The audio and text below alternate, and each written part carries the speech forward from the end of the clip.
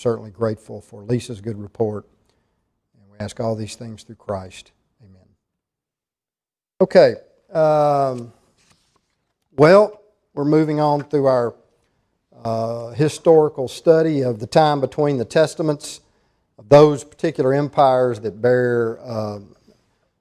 have a bearing upon Daniel, either upon, certainly while he was alive, he lived in two of those, but upon his prophecies, and those empires that had a bearing upon Galatians 4, verse 4, the fullness of time, that is, as God was preparing the world for the coming of His Son. And certainly, we can't emphasize the fact enough that really every book in the Bible, in some form or fashion, is about Christ. Frankly, in the Old Testament, He is the messenger of Jehovah, even before His pre-incarnation. But we were looking last week, we had finished up our discussion of the united Greek kingdom under Alexander and his greatness. And we noticed at his death in 323 BC that while there was some infighting for a couple of decades, that essentially his kingdom was divided into four of his generals, two of which are really the only ones pertinent to our study in Daniel and really the history of the Jewish people. And that is the Seleucids that had Syria and that area toward the Middle East, going toward the Tigris and Euphrates River, and even some into Asia Minor. And also the Ptolemies, Ptolemy who was given Egypt. And we noticed that as soon as all of that shook out over about 20 years, the others were killed or whatever, and it got down to these four, that Ptolemy immediately took Palestine, Silo, Syria is that area they call it, which includes the land of Israel and Syria, away from the Seleucids, thereby causing a war that lasted for really 150 years probably, but at least for the first 100 years, from about 300 to about 200, more or less, BC, Palestine was under the control of the Ptolemies. But during that time, there were at least 5 major wars in which the Syrians and the Ptolemies fought back and forth, and we'll see some of that in Daniel chapter 11 when we get to it. But really, life was okay under the Ptolemies for the Jews. They treated them better than the Seleucids would. And certainly, beginning with Alexander, we talk about the word Hellenism. The spread of Greek culture was a focus of Alexander. The language, the customs, and most nations went along with that. The Jews were the one exception to that fought against being that culture taking over theirs, although there were plenty of Jews that wanted that culture. And in fact, you see that by the first century in groups like the Sadducees and others that were more than fine to imbibe Greek culture. We noticed there was even a gymnasium in Jerusalem where they would compete naked like the Greeks, try to hide their marks of circumcision and other things. But the pious ones, the Hasidim, those that eventually became the Pharisees, of course, did everything they could to stop this Hellenization. But things went okay for 100 years, at which point the Seleucids then are able to defeat the Ptolemies and take Palestine. And from that point on, it got a little tougher because when you get down to, let's turn over to Daniel chapter 11, and this is kind of where we were last week. But the son of Antiochus III, or Antiochus the Great, Antiochus the Fourth Epiphanes, we were talking about last week, he is described in Daniel chapter 11, and he ruled from 175 BC to 164, more or less, I believe it was. Let's begin about verse 21 of Daniel chapter 11. And of course, we'll look at this again, but this gives us some of the background of it. Epiphanes means manifest one. The Jews came to call him Epimanes, meaning madman. But notice verse 21. And in his place shall arise a vile person, the New King James says. The New American Standard calls him a despicable person. This is Antiochus IV Epiphanes. to whom they will not give the honor of royalty, but he shall come in peaceably and seize the kingdom by intrigue. And we'll talk a little bit more about that when we get to this chapter. With the force of a flood, they shall be swept away from before him and be broken, and also the prince of the covenant. And after the league is made with him, he shall act deceitfully. For he shall come up and become strong with a small number of people. He shall enter peaceably even into the richest places of the province. And he shall do what his fathers have not done, nor his forefathers. He shall disperse among them the plunder, spoil, and riches, and he shall devise his plans against the strongholds, but only for a time. He shall stir up his power and his courage against the king of the south. That's the Ptolemies, as we noted before. If it says king of the north, that's a Seleucid king. King of the south is a Ptolemy king, with a great army. And the king of the south shall be stirred up to battle with a very great and mighty army, but he shall not stand, for they shall devise plans against him. Yes, those who eat of the portion of his delicacies shall destroy him. His army shall be swept away, and many shall fall down slain. But these kings' hearts shall be bent on evil, and they shall speak lies at the same table, but it shall not prosper, for the end will still be at the appointed time. While returning to his land with great riches, his heart shall be moved against the holy covenant. So shall he do damage and return to his own land. At the appointed time. Now this is the part we were talking about last week. At the appointed time he shall return. All right, he wins a big battle against Ptolemy. Then he comes back and go toward the south, but it shall not be like the former or the latter. For ships from Cyprus, some of your versions may say Kittim, but that's Cyprus, and these are Roman ships, shall come against him. Therefore he shall be grieved and return in rage against the holy covenant and do damage. So he shall return and show regard for those who forsake the holy covenant, and forces shall be mustered by him, and they shall defile the sanctuary fortress. Then they shall take away the daily sacrifices and place there the abomination of desolation. Those who do wickedly against the covenant he shall corrupt with flattery, but the people who know their God shall be strong and carry out great exploits. And those of the people who understand shall instruct many, yet for many days they shall fall by sword and flame, by captivity and plundering. Now when they fall, they shall be aided with a little help, but many shall join with them by intrigue. And some of those of understanding shall fall to refine them, purify them, make them white, until the time of the end, because it is still for the appointed time. Then the king shall do according to his own will. He shall exalt and magnify himself above every god, shall speak blasphemies against the God of gods, and shall prosper till the wrath has been accomplished. For what has been determined shall be done. All right. So we talked last week about somewhere around 167, Antiochus goes back on an expedition into Egypt. He had done several of these, and frankly, up until this point, had pretty much exercised his pro-Hellenistic program in peace. He hadn't caused the Jews a whole lot of trouble in promoting Greek culture, and yet this time he goes back into Egypt, and things don't go as he expects, because what happens? Who shows up? We mentioned this last week. Yeah, a Roman envoy by the name of Popilius Linnaeus, who has a resolution from the Senate, and as Antiochus approaches him and extends his right hand to greet him a little ways outside of Memphis, Popilius does not extend him his right hand, but hands him this resolution from the Roman Senate and says, read this.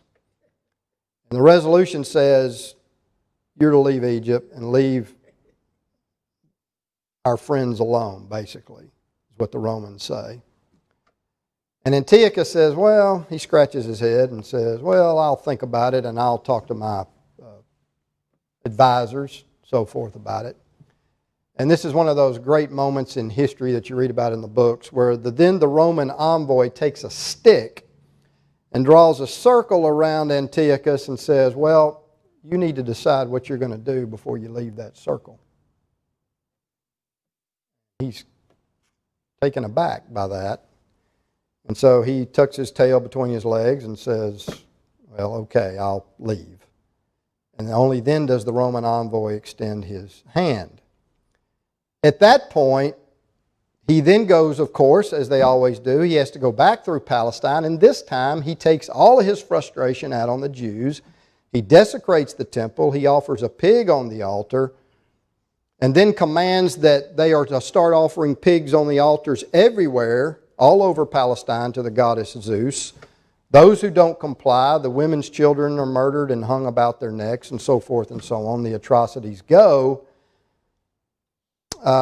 beginning in about 167 BC. That's why the Bible refers to him as a vile or despicable person. And of course, again, as I said, for some Jews that was fine. But this begins what we would call then the beginning of the Maccabean period, or the Hasmonean dynasty. There's an old priest by the name of Mattathias who lives in Modin. And the Syrian official is there to assist the Jewish priest to offer his pig on the altar in Modin to the god Zeus. And Mattathias is a very pious person, and by the way, he has 5 sons who he raised to believe and think just like he does. And so what does Mattathias do as this event begins? Anybody know?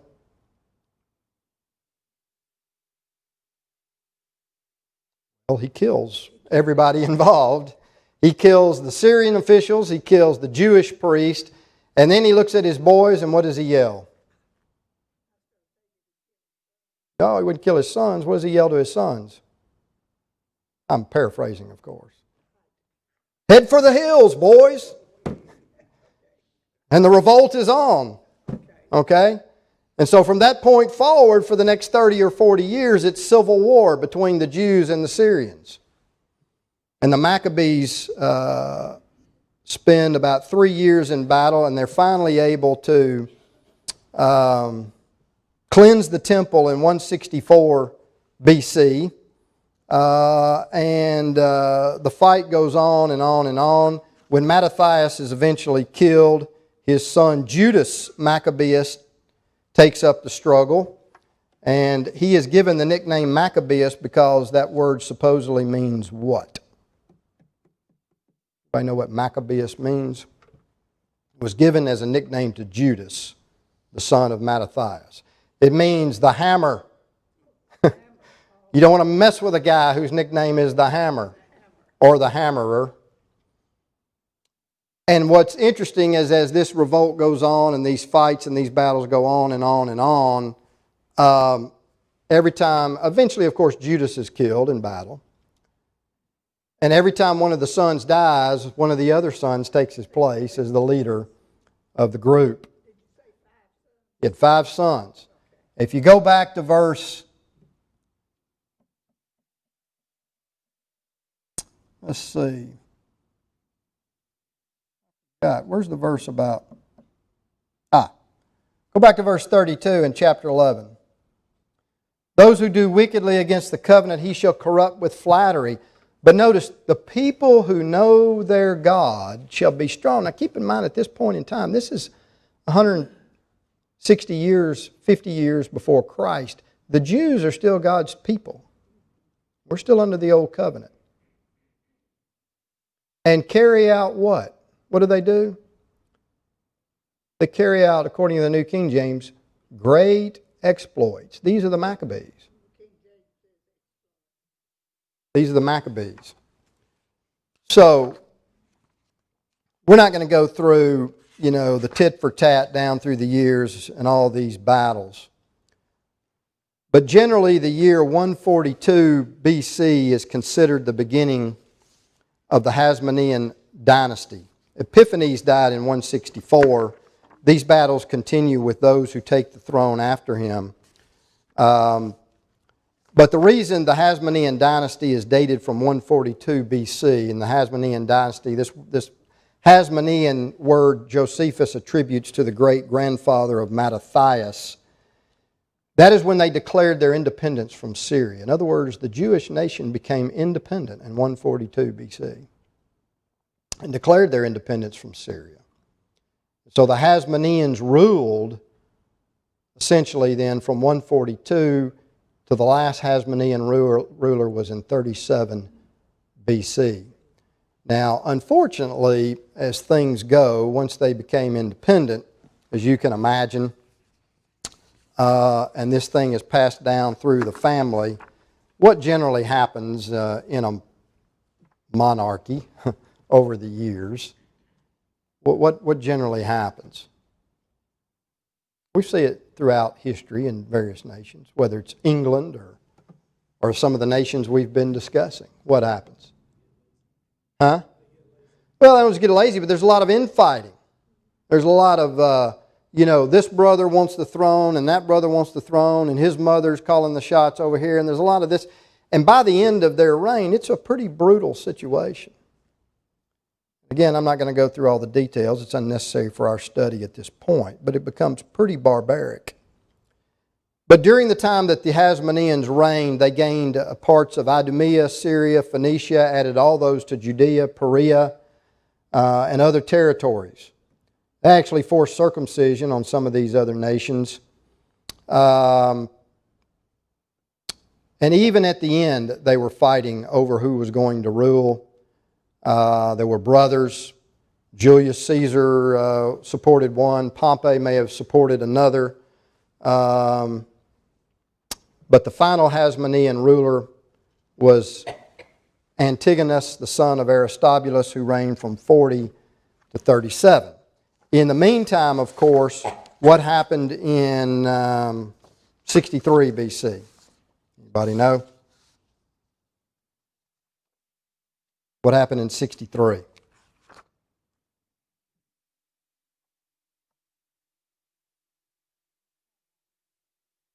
This is an easy one. Who started it? Yes. Who extended their rule over Palestine beginning in 63? Romans did, under General Pompey. So let's move on to the fourth kingdom in our study. Knock this out today, and we'll get into Daniel next week. The diverse beast, as he's called in Daniel, the Roman Empire. Let's, that shows again, that's still the the Greeks, the Seleucids, and the Ptolemies. Let me get my little doohickey here. Let's go to the next slide. If somebody's up there that can move the next slide. Oh, there's Chris. All right. This is kind of the beginning of the Roman Empire. Let's start there. Fullness of time, Galatians 4. We had the Babylonians, the Medes and Persians, the Greeks. Meanwhile, while all that's going on, guess who's growing in power over here during all those centuries? Well, we know who that is. Started out as a very small village on the Tiber River. Everybody knows the legend, right? Rome was started by who? Anybody? Who do you think started Rome? What would his name be? Romulus. Romulus was reared by a she-wolf, right? That's the legend. And he had a twin, Remus. But supposedly the village was founded in 753 BC and eventually would grow to be the feet of iron, legs of iron, feet of iron and clay in Daniel 2, and the diverse beast in Daniel chapter 7. It's interesting, though, when you talk about Roman history, how close the Romans came to being either a fifth empire or no empire at all because of, I don't know if this is working or not, this bunch right here. Carthage. Carthage was established on the northern African coast by what group of people? Anybody know? Carthage was established by the Phoenicians. Where are the Phoenicians from? This is not hard, people. Who are the Phoenicians? Tyre, Sidon, that group on the coast of the Mediterranean, right there near Israel. Great trading people. Controlled trade throughout that part of the world for centuries. They established the city of Carthage, which became great with her navy. Carthage, let's go to the next slide, Chris. Carthage extended its influence through Spain, all the way up through, all the way around North Africa, through Spain and these parts of Europe. Carthage controlled. So if Rome was going to grow and become a power, it was going to have to deal with Carthage, her chief rival. They engaged in a war or series of wars that lasted from 264 BC to 146 BC over the control of that part of the world. And those wars are called what wars? No, Peloponnesian was Greek wars. Punic Wars. The Punic Wars. The first of these was over the control of Sicily, okay, which is the football at the end of the boot. Rome won. The second involved a very talented and angry young general by the name of Hannibal. Hannibal was raised by his father to hate Romans. And Hannibal marched his army, supposedly, to Rome via Spain. And by the way, his army included elephants, if you recall. Because they controlled this part of the world and they had provisions and supplies. Marched his army over the Alps, elephants and all, and down into the Italian peninsula and threatened Rome itself. They fought a huge battle at a place called Cannae, not far from Rome. Rome was so afraid of Hannibal that they sent 80,000 infantry and about 10,000 cavalry, outnumbered Hannibal 2-1. The Romans were so scared of Hannibal that even after his death and on into the first century, if you mention the name Hannibal, well, it kind of reminds me, y'all saw that cartoon movie, The Lion King? Remember the old Lion King cartoon? When the hyenas, one of them would say the name Mufasa, and one of them would go, whoo. Just saying that name sends chills up my spine. That's the way the Romans felt about Hannibal. Just saying his name scared them.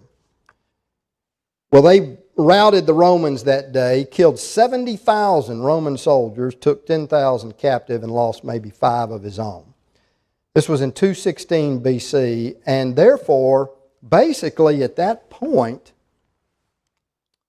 Rome was left unprotected, just ready for Hannibal to march in and take it. And you know what Hannibal did? He hung out in that area of Italy with his army for 15 years and never attacked Rome. And historians give a lot of excuses for that, provisions, different things. But probably the easiest way to explain that is the providence of God. Because God didn't say Carthage was going to be the diverse beast. And so he hangs out there for about 15 years when a Roman commander by the name of Scipio Africanus in 202 BC takes the battle to Africa, threatening their homeland. And so Hannibal has to leave Italy in order to try to protect Carthage itself. Well, as you know, the Romans, of course, as I've already said, eventually won the war, the Punic Wars, and finally totally defeated. Of course, there was a lot of battles that occurred, but eventually, and this shows you, this is the Punic Wars, and it just shows you a lot of the,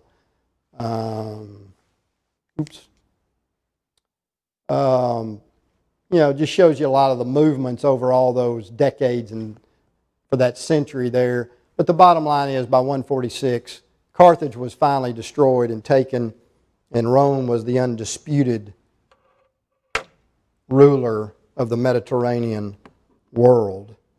From about 500 BC on, Rome was a republic, actually. Does anybody know what a republic is? You should, because you live in a republic.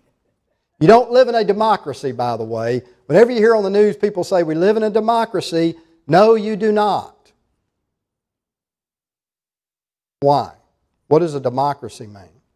And why will a democracy never work and it only brings bloodshed and civil war, which our founding fathers knew? What is a democracy?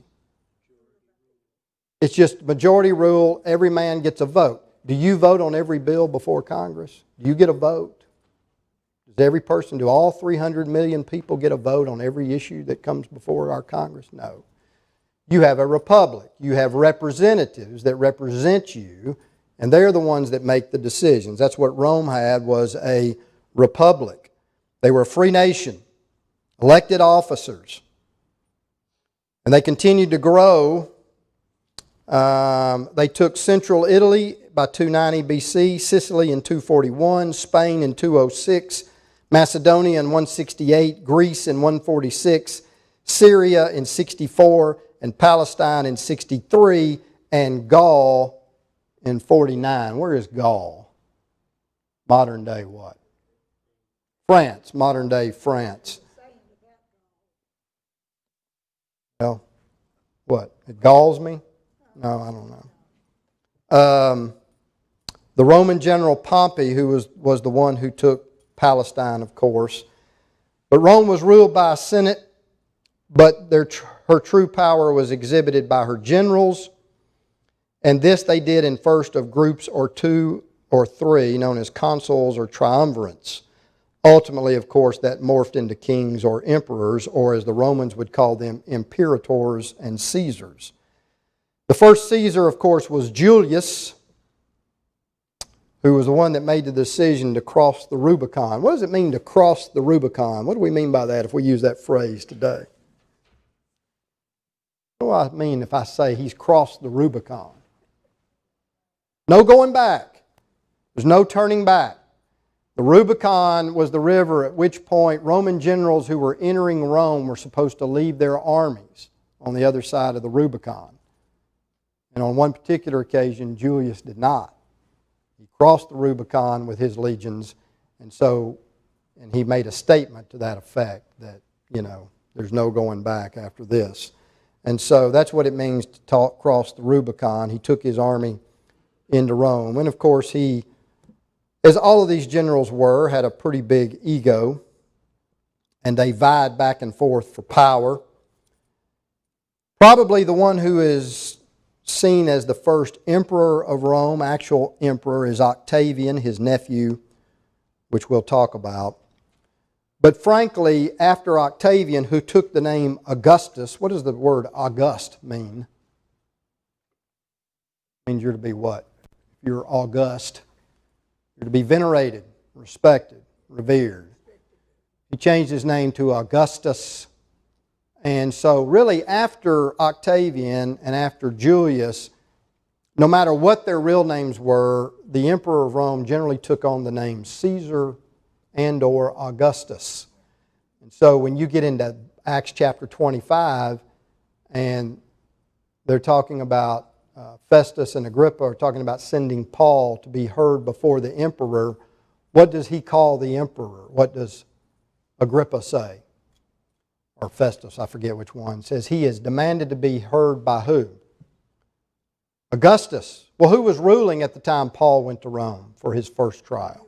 Nero was. Nero's name wasn't Augustus, but that was a title given to Roman emperors.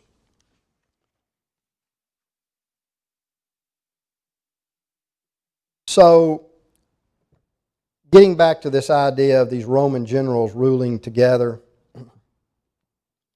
we're going to start with that, and we're going to go as far as Domitian. Why am I going to end with Domitian in the 90s of AD?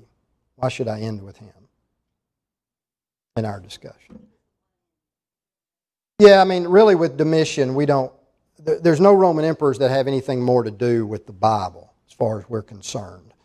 Rome lasted as an empire really up to 500 AD or so. But really, the first century is all that commands our attention.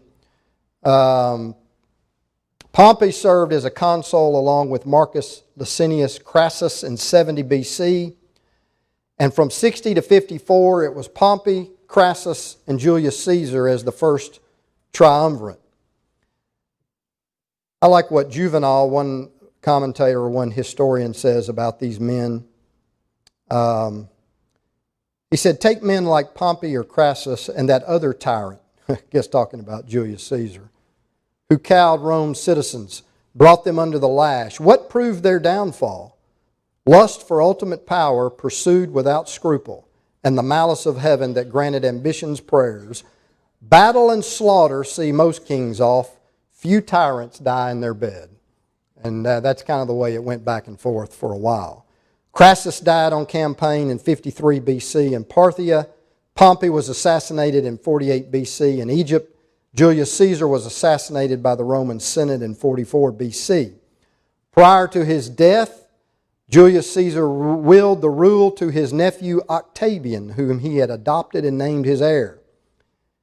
That in spite of the fact that he had a co-ruler from 47 to 44, his well-known best friend Marcus Antonius, better known in our vernacular as Mark Antony. So from 43 to 33 BC, Octavian, Mark Antony, and Marcus Lepidus ruled together as the second triumvirate. But those things never last, because why? What did the historian just say? Yeah, there's too much lust for power. They always break down. And so civil war breaks out again. Octavian squares off against Mark Antony and Mark Antony's ally, Cleopatra II, Philopator of Egypt.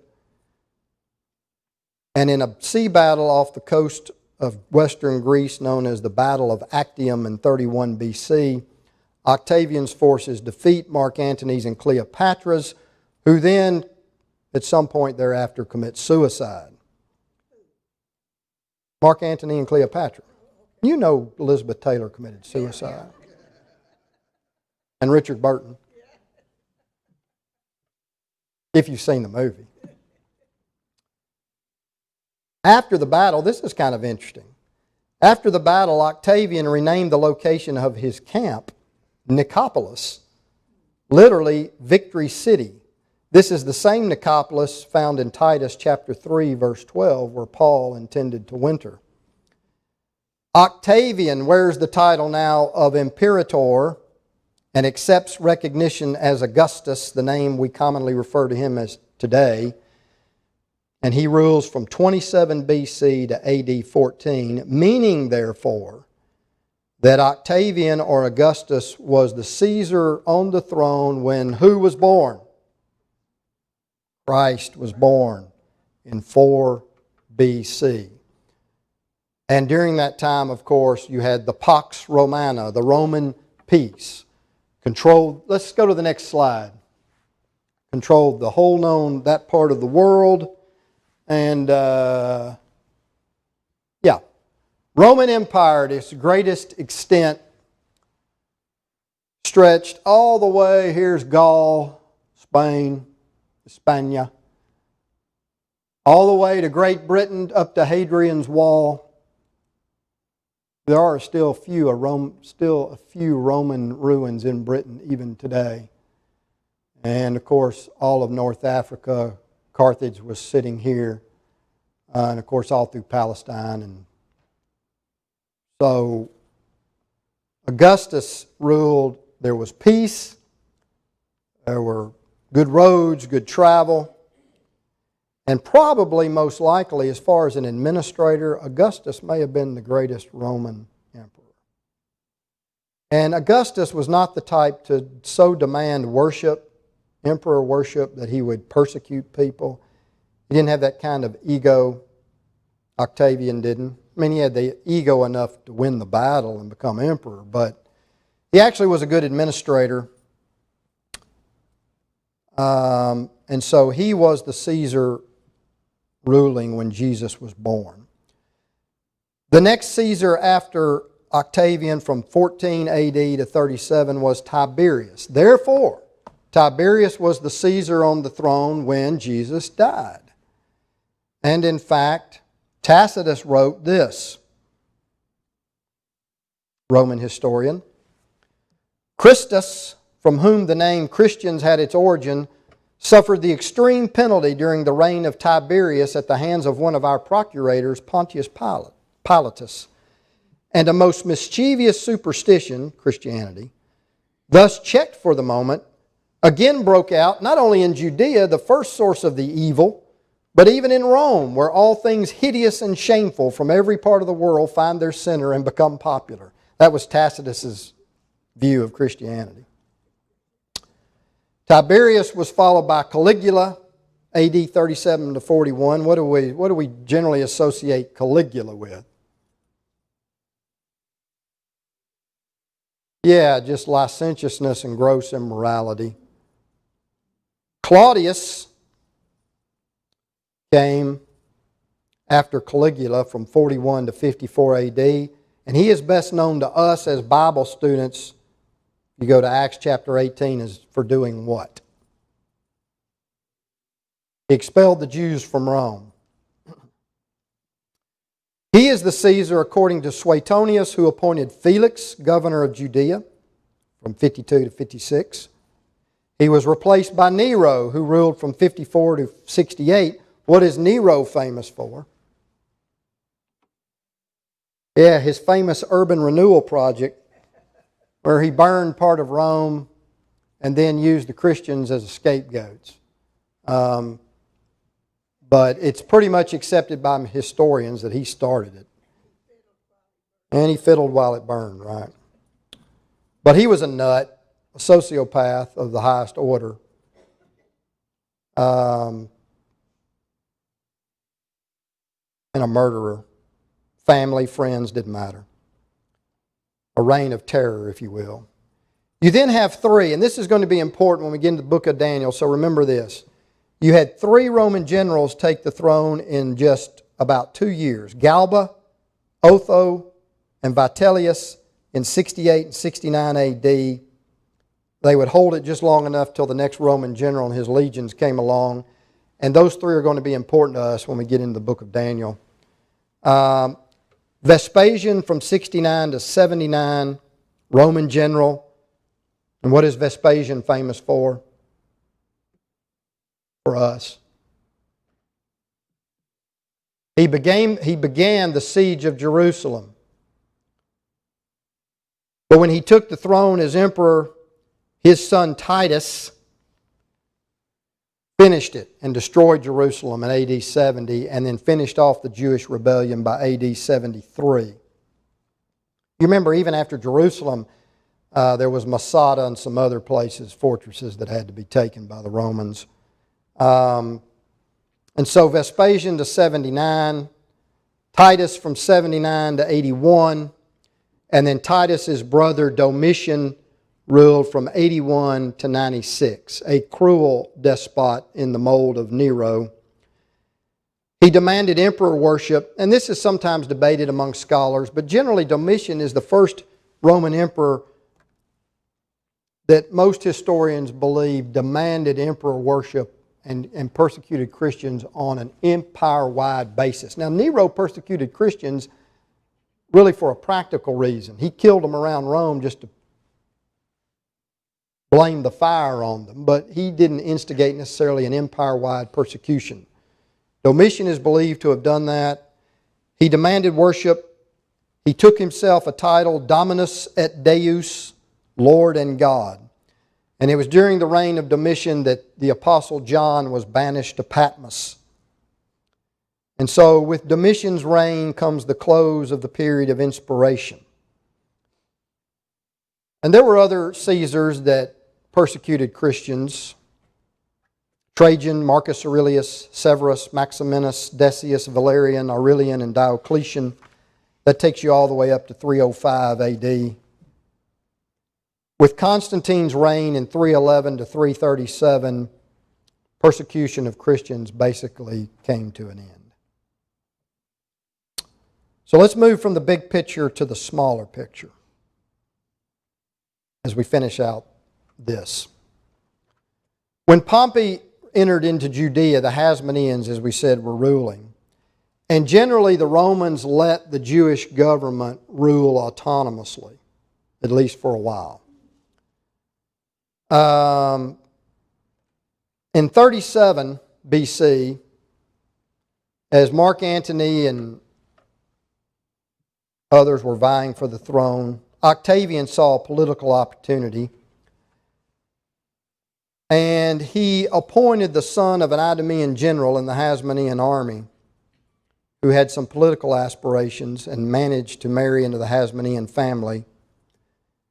He was a granddaughter of Hyrcanus II, And he named this fellow to the position King of the Jews so that he could have his loyalty. Does anybody know who this aspiring politician was? Son of an Idumean general. His name was Herod. He would become known as Herod the Great. He had already been appointed tetrarch by Antony, but Octavian made him king. And what do we know about Herod the Great? How would you describe his character? One of the most callous murderers in history. Killed all the babies in Bethlehem. He drowned his brother-in-law. Killed his wife. Murdered 2 of his sons. Anybody that he thought was a threat. Just like he thought Jesus was a threat. And this is, I guess, all, this to me wraps up what you can say about Herod the Great. It was his desire, now this didn't happen. How many people do you think liked Herod the Great? I mean, how many people would like a man like that? Not too many. But he wanted people to mourn him when he died. So you know what his plan was? He wanted all the leading men of the Jews in Judea to be murdered at his death so that people would be mourning for his funeral and at his death. That's the kind of guy. He wanted there to be mourning in Judea at his passing. So his plan was to kill all the prominent men upon his passing. That's the same guy who murdered the babies in Bethlehem. We will need about 5 minutes, maybe 10, to finish up our fast historical review of these 4 kingdoms. And then next week we'll begin our study of the text of the book of Daniel. Daniel chapter 1.